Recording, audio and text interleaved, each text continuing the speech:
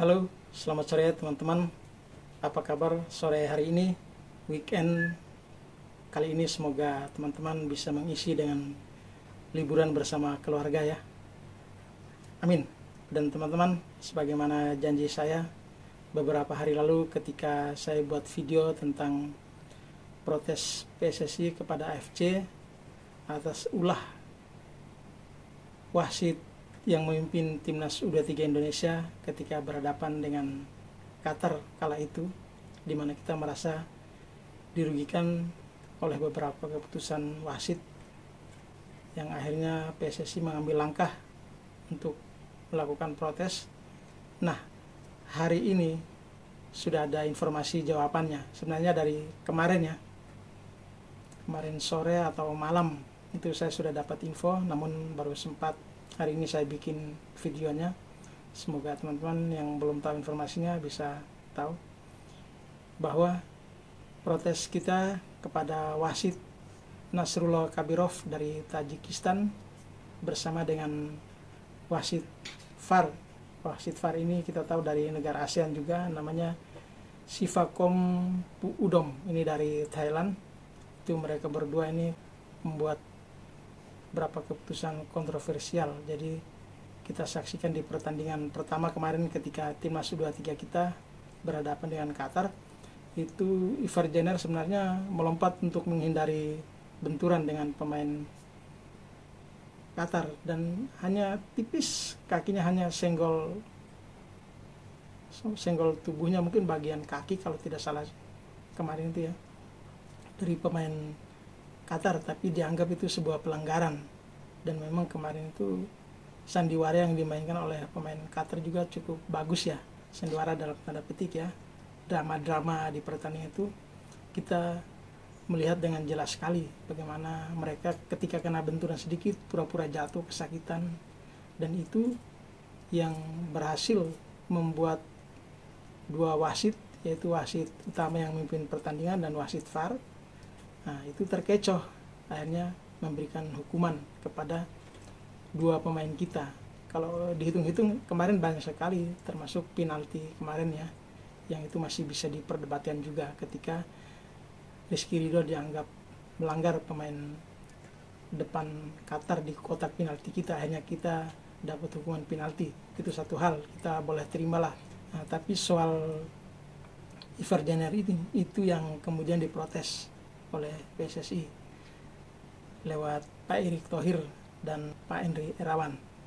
Pak Henry Irawan ini adalah komite eksekutif atau exco PSSI, sekaligus manajer timnas U23 kita. Itu kemarin kirim surat ke AFC dan sudah ada jawabannya bahwa ditolak. Tapi tidak ada masalah teman-teman, karena kalau kemarin Ramadan Sananta kesalahannya hajar cukup telak kakinya salah satu pemain Qatar, lalu dia dapat kartu merah. Hukumannya kan 2 pertandingan ya, jadi pertandingan yang melawan Australia kemarin itu tidak bisa main, lalu pertandingan besok nanti ketika timnas kita berhadapan dengan Yordania juga Ramadan Sananta belum boleh main, kecuali nanti kalau kita lolos ya ke fase berikut ke 8 besar, kita doakan, nah itu Sananta sudah bisa bermain. Dan Ivar Jenner itu hanya dapat satu hukuman untuk satu pertandingan saja, artinya pertandingan lawan Australia kemarin itu tidak boleh main tuh, dan sudah dijalankan hukuman itu. Maka ketika besok malam berhadapan dengan Yordania di pertandingan hidup mati, di pertandingan terakhir grup A, kekuatan timnas kita sudah mulai hampir sempurna karena Ivar Jenner sudah main. Kita tahu Nathan Johan kemarin juga bermain luar biasa. Kemudian Rafael Struijk juga bagus kemarin.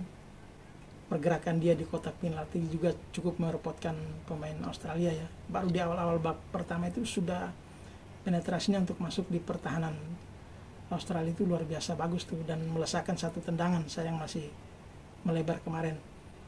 Kemudian pemain yang lain juga kemarin cukup bagus, kita lihat Marcelino Ferdinand bermain cukup bagus juga kemarin, pergerakannya luar biasa, beda dengan pertandingan pertama. Dia banyak menahan bola terlalu lama, akhirnya kehilangan bola, sudah masuk di kotak penalti, bola tidak dibagi, akhirnya kesempatan hilang. Tapi kemarin ketika melawan Australia luar biasa, Marcelino bermain. Dan keseluruhan tim kemarin saya kasih nilai 8 untuk pemain-pemain kita. Bagus sekali teman-teman. Jadi Australia kemarin bermain cukup keras, fighting spiritnya cukup kuat untuk mau menghantam timnas kita biar Australia bisa peroleh kemenangan, tapi nihil. Akhirnya kita yang mencetak gol di menit ke 45 lewat Komang Teguh kemarin.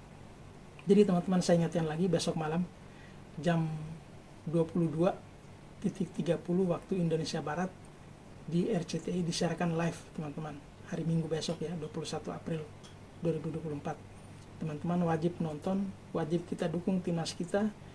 Ini perjuangan terakhir kita di fase grup, dan perjuangan terakhir harus kita kunci dengan kemenangan supaya tim kita bisa lolos sesuai dengan target yang dibebankan oleh PSSI, yaitu lolos minimal lolos grup masuk ke 8 besar teman-teman.